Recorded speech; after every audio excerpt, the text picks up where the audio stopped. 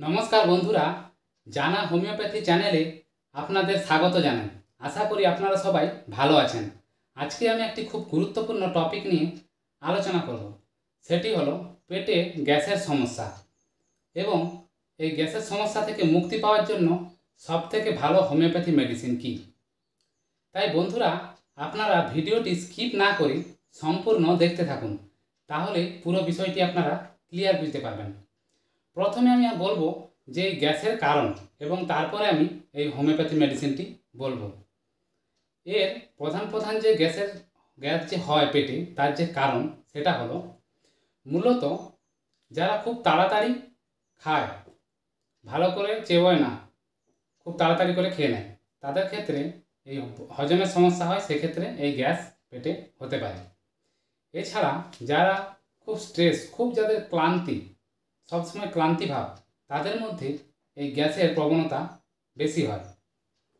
যাদের ওয়েট বেড়ে যায় হঠাৎ, যারা বেশি মোটা হয়ে যায়, তাদের ক্ষেত্রে এই গ্যাসের সমস্যা হয়ে থাকে। যাদের দীর্ঘদিন দেখবেন কনস্টিপেশনের সমস্যা আছে বা কোষ্ঠবদ্ধতা, পায়খানা শক্ত হয়ে যাচ্ছে, তাদের ক্ষেত্রে এই গ্যাসের সমস্যা অনেক বেশি হয়। যাদের আইবিএসের সমস্যা আছে, ইরিটেবল বোয়েল সিনড্রোমের সমস্যা আছে, তাদের ক্ষেত্রেও এই গ্যাসের সমস্যা হতে পারে। এগুলো গেল এর মেন কারণ। এবার আসি, এই যে পেটে গ্যাস হয়, এর জন্য সবথেকে ভালো হোমিওপ্যাথি মেডিসিন, সেটি হলো লাইকোপোডিয়াম। এই লাইকোপোডিয়াম মেডিসিনটি আপনারা কী ধরনের লক্ষণ দেখলে খাবেন সেটা এবার আমি বলি। এই লাইকোপোডিয়াম ওষুধটি তখন খাবেন যখন আপনি কিছু খাওয়ার পরেই সঙ্গে সঙ্গে দেখবেন পেট ফোলা মনে হচ্ছে, পেটে দেখবেন একটা আওয়াজ হচ্ছে, ভুড়ভুড় ভুড়ভুড় করে একটা আওয়াজ হয়, গর্জন হয়। সেক্ষেত্রে এই লাইকোপোডিয়াম ওষুধটি খুব ভালো, মানে অর্থাৎ খাওয়ার সাথে সাথেই যদি পেটটা ফোলা এবং আওয়াজ করে, সেক্ষেত্রে এটি খুব ভালো। এছাড়া সন্ধ্যার পর যদি গ্যাসের সমস্যা যদি আরও বেড়ে যায়, সেক্ষেত্রে এই লাইকোপোডিয়াম ওষুধটি খুব ভালো কাজ করে। দিনের বেলা থেকে সন্ধ্যাবেলাতে আপনার গ্যাসের সমস্যা বেশি হবে।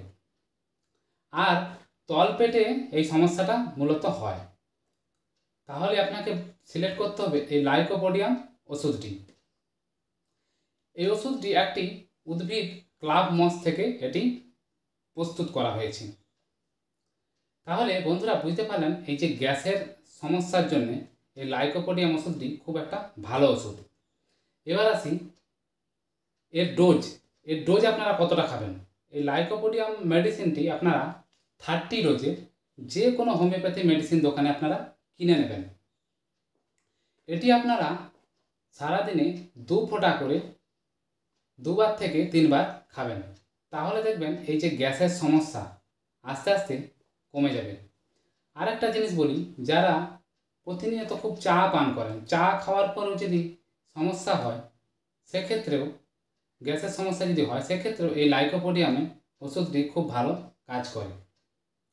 এবার বলি, এই যে হোমিওপ্যাথি মেডিসিনটি আপনি খাবেন, এই খাওয়ার সাথে সাথে কয়েকটি আপনাকে সতর্কতা অবলম্বন করতে হবে।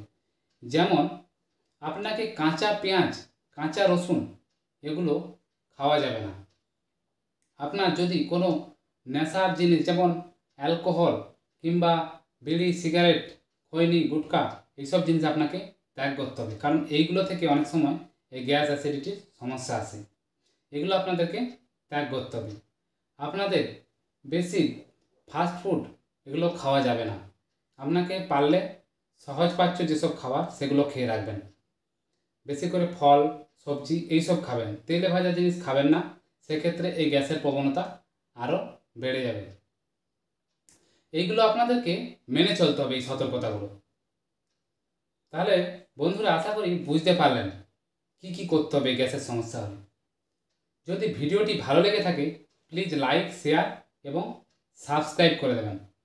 আর আমাকে অবশ্যই আপনারা কমেন্টে জানাবেন আপনারা কী ধরনের ভিডিও পেতে চান।